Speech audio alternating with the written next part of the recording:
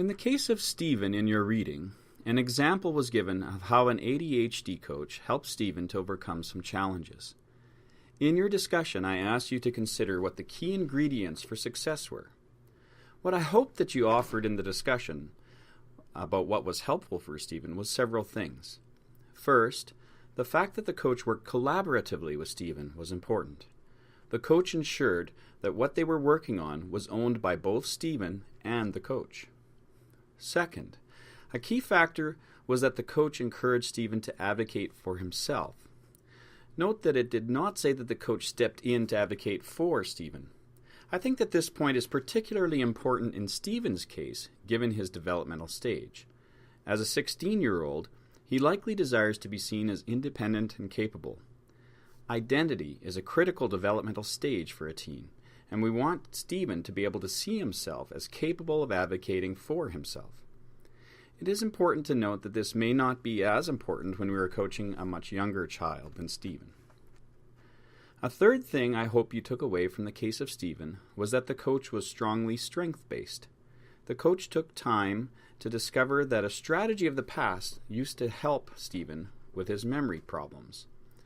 This focus on what used to be working, or what has been the exception to memory problems, is a strong part of what is called the solution-focused approach.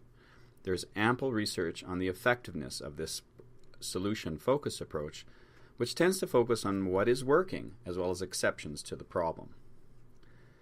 Fourth, a strong ingredient portrayed in the example was the idea of accountability and empowerment. For accountability, the coach required Stephen to check in with him about the effectiveness of his medications after Stephen had agreed to take them regularly again. He also empowered him when they role-played, having to ask others for accommodations and assistance to overcome his challenges.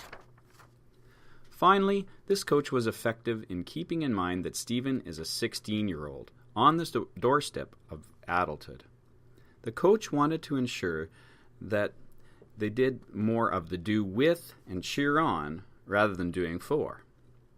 For teens, the focus on autonomy is of critical importance. For much younger children, there may be more of a need to at least accompany the child to the teachers and coaches to have them advocate for themselves the way Stephen did. In some cases, you may need to do this for the child or encourage the parents to play the role of child advocacy.